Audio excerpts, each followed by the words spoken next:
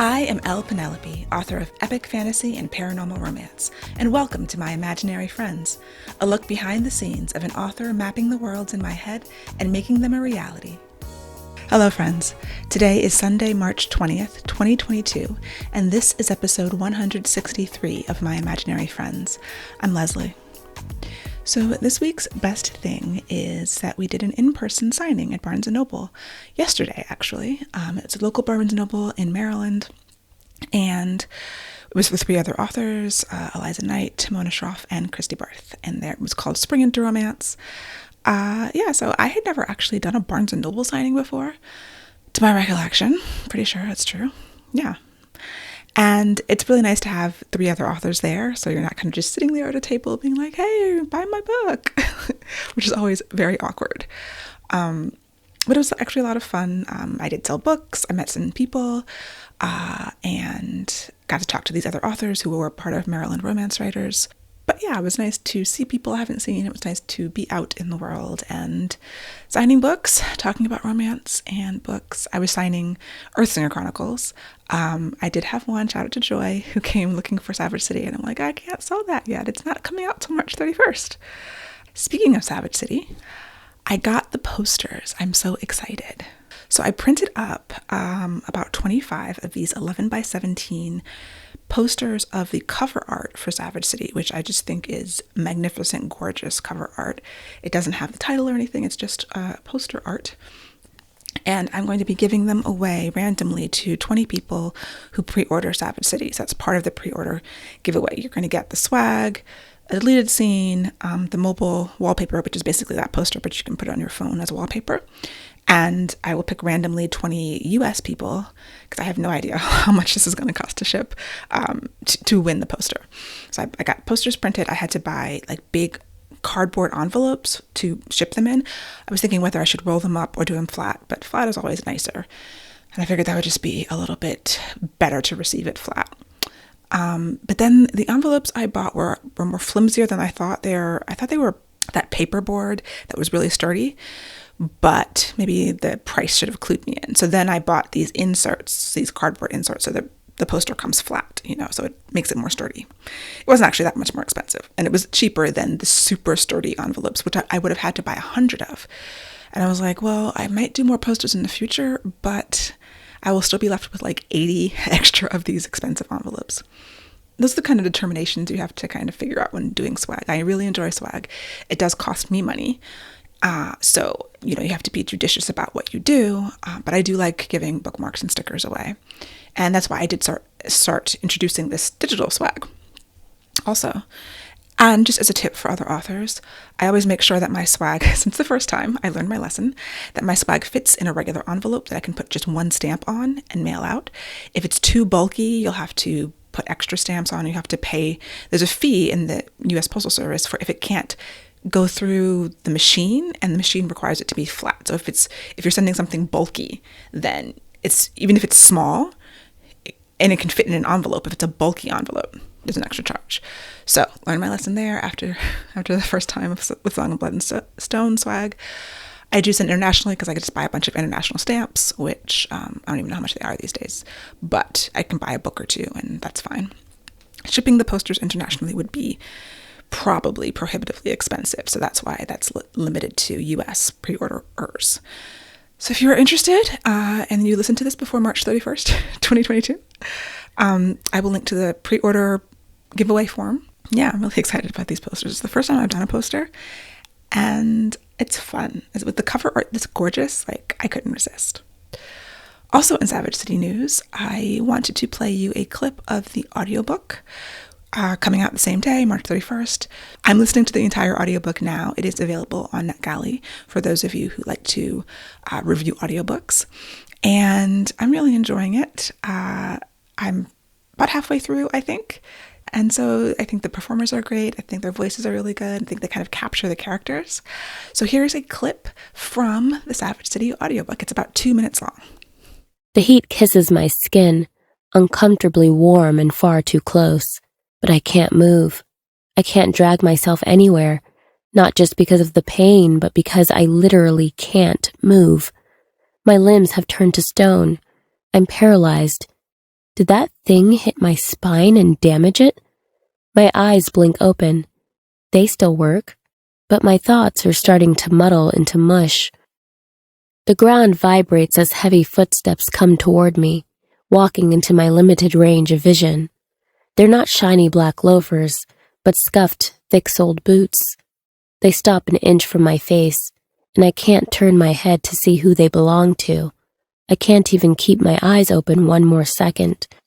But before things go dark, I do notice they have what looks like blood splattered across the toes. In writing news, I have been working on Beastly Kingdom, the sequel to Savage City, number 2 in the trilogy. Plotting that. Yeah, I had been figuring out what I'm going to be doing this week. I've gone back and forth as to what I'm doing next week. My original plan was to fast draft Beastly Kingdom by the end of March. And then I kind of went back and forth about, should I really do that?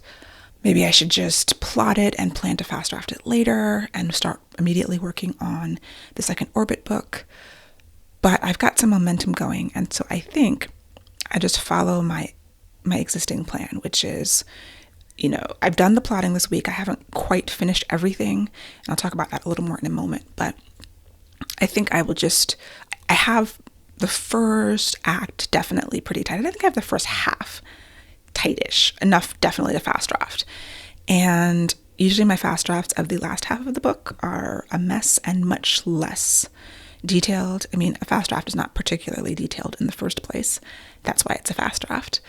If you're not familiar with the term, I write the first draft literally as fast as possible. I don't read over it. I try to write, I think my goal is going to be 2,000 to 3,000 words a day and get those scenes down in sort of a zero draft form, because some people call it a zero draft. Some people just do it as sort of like a play, like just dialogue only. And I was thinking of that. That's kind of how my second halves are. They're just a few descriptions and dialogue. But I usually do it, I write it out. So it's a very short version of a scene. It's usually about half the length of what the scene will finally be. But if I do an even more skeletal version than I usually do, I'm just afraid I won't be able to figure out what I need to figure out, because I use it to live through the story, work out and see if what I've plotted actually makes sense, if the characters are going to behave the way I think they're going to behave. I learn about the characters, and a lot of times they do veer off and the actions veer off, or I'll discover something new as I'm writing that. And I'm worried that if I try to do like just a very bare bones skeleton of like dialogue only, that I might not make those discoveries. So I do have some description in there. I do have the inner monologues, the emotion. I do try to just sort of write it out as much as possible, knowing that I'm going to add so much more detail and, all the other lovely writerly things in the next pass. So do that for 2 weeks. And if I'm not done at the end of 2 weeks, maybe then just take another day or two to sketch out the end as the way I think it will be. And then I really do need to dive into the second Orbit book. That's the current plan. And as we know, plans change. But during the plotting that I've been doing this week, I've been seeing the shape of the story. And since this is the second in a trilogy, at some point I realized that I could use The Empire Strikes Back as inspiration, because my initial feelings, which are always, I was going to say always wrong, but are always just not quite, they're just the first feelings or the first pass at it. And I think everything needs refining. So my first feeling was that, I'm going to end this like more of a win. I've got the conflict figured out, and they're going to overcome the conflict and still have a good hook to book 3. But then I was thinking, oh no, what if it's like Empire Strikes Back and everything kind of goes wrong? Like, obviously the love story gets their HFN, they're happy for now. If not, they're happily ever after. But there's a part of the larger conflict that just blows up, falls apart, things get really bad. And they kind of lose in the way that at the end of Empire, we've got Han carted off, Luke loses his hand, he loses the fight, right, with Darth Vader, and they're they're okay, but they're in a hole that they're going to have to climb out of in the next movie. or a book, as the case may be. And I've known since the beginning that what the epilogue is going to be. And originally it was going to be the epilogue of book 1, but then as I was going through planning the trilogy, I was like, okay, no, I think that's going to be the epilogue of book 2, because this character's book is book 3. And so we have this disaster that happens, and then this epilogue, which really hooks you into the next book. And so, yeah, using Empire Strikes Back, I went to helpingwritersbecomeauthors.com, which is KM Weiland's website, and she does lots of breakdowns of popular books and movies in terms of breaking down their structure. And so that helped me as I was working on the structure for Beastly Kingdom, and still going between a Save the Cat structural system, the Save the Cat beat sheet, and the 7-point plot structure that Dan Wells talks about. And those are both in my spreadsheet. So, there's 7 points, and then Save the Cat is 11 points, something like that. And so just trying to figure out those structural parts. And then once I've gotten those basically done, and also trying to figure out the, like a romance beat sheet to make sure I have all the steps of the romance together. And after that, it's still like 7 or 11 points. So what happens in between that? And so you've got the major kind of turning points of a story, and then I wanted to fill it in with the outline. And I'd started writing more of a detailed summary or outline and just adding to it, fleshing everything out. And when it gets to the fleshing out stage, I hit like a wall. I was like, I know the big points. I know how we're getting from, the turning point to the midpoint to the all is lost moment. What happens in the middle? Like sometimes the beginning is clear and the end is clear. And then the middle is, well, they have to fall in love and they have to, fight the obstacle or try to achieve their goals. But I don't know, like moment to moment, what is happening in each scene. Things have to happen. And I didn't have anything to happen other than like the big things. So I was like, I don't have a middle of this book. And that is when I decided to bring in something that I had to bring in when I was plotting The Monsters We Defy, which is a heist story, and I had to really have a detailed understanding of one step to another. So the cause and effect of each thing that happens. They're trying to, in that case, they're trying to do a heist. So what are the steps to stealing this thing? Well, they have to get information. They have to have, informants. They have to figure out, how you lay out the steps of the thing.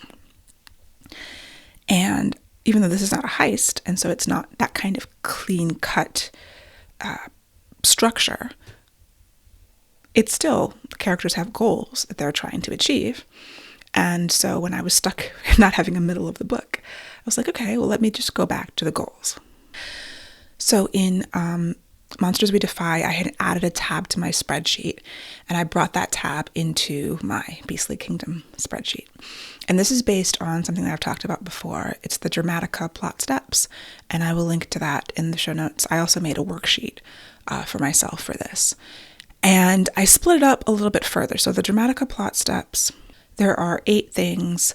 I won't list them all, but they're like the goal, the consequences, requirements, costs, prerequisites. So breaking down the goal into every little tiny piece that's needed to achieve it. I guess to achieve it or not to achieve it. So essentially, I did that for each of my characters and each of their goals. So this series is called the Bliss War series.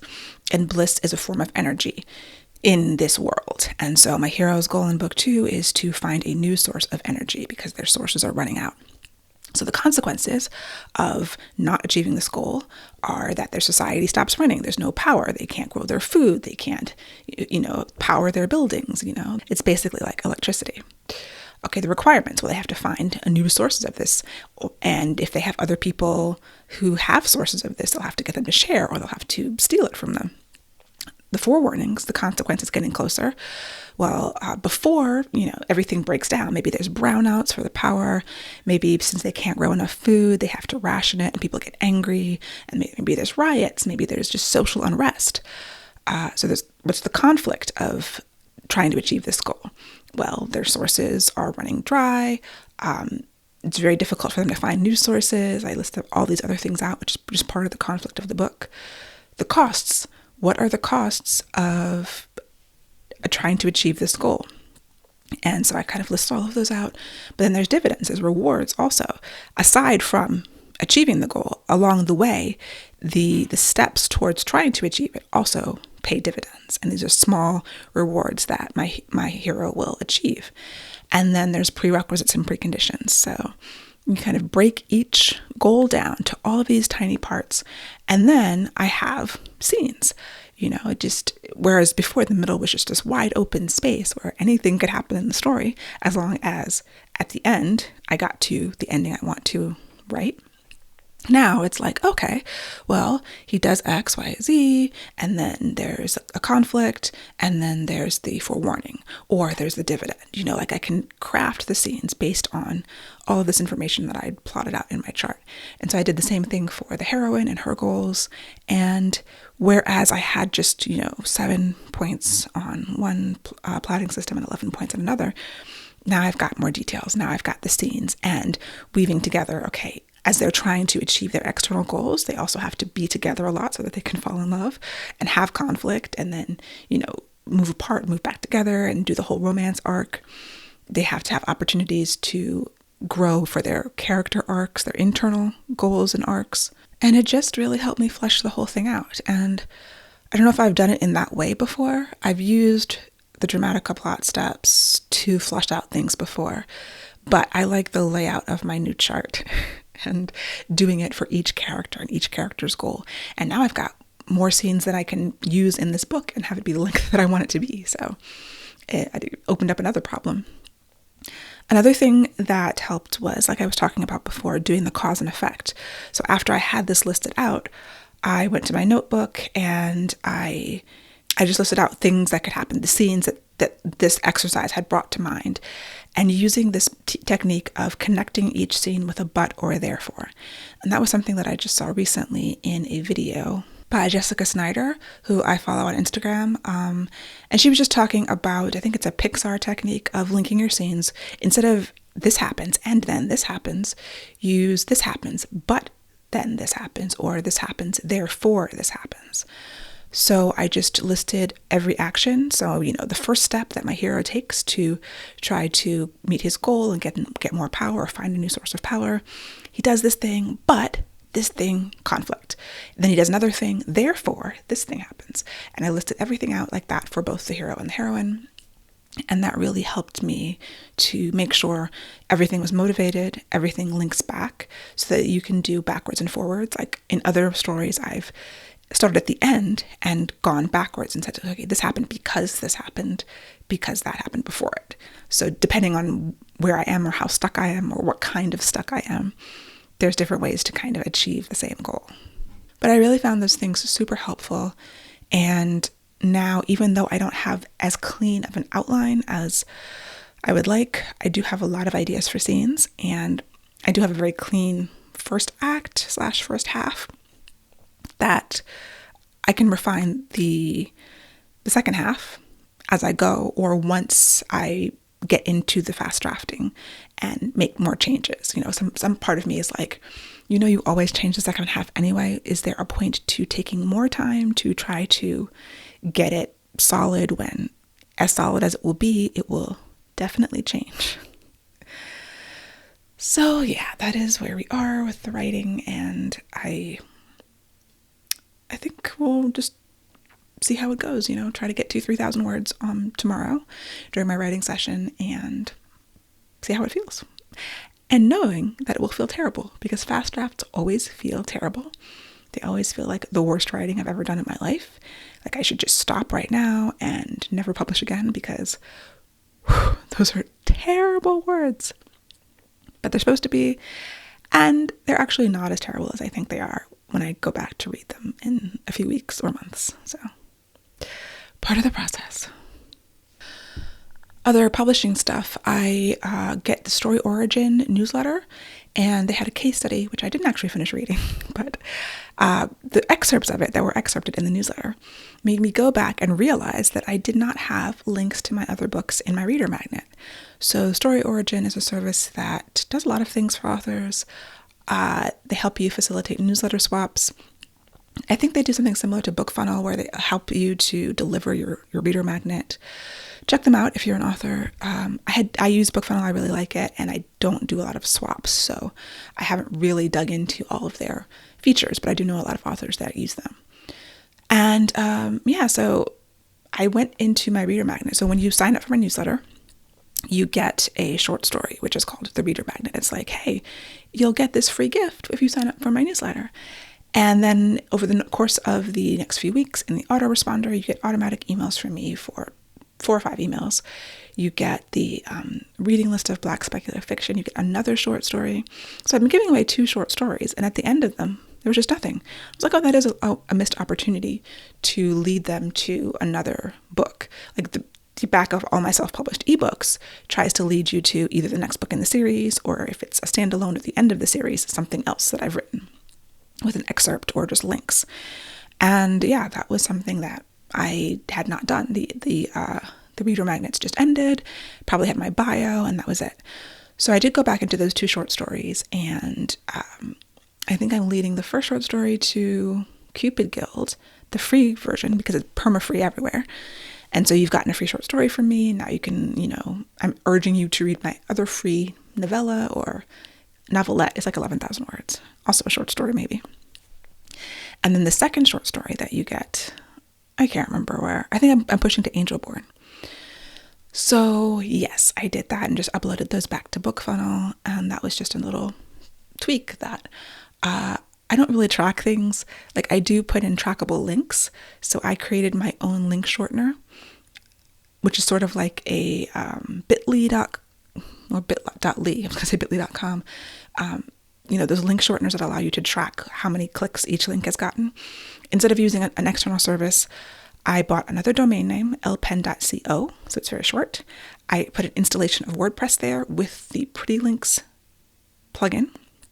And so now I make all my links myself in this standalone installation of WordPress. So if you go to lpen.co/Savage City, that redirects you, and I can see how many people clicked that link. And so I'll know that if I put it in the back of a book, I could say, oh, well, 200 people clicked this link to go this place.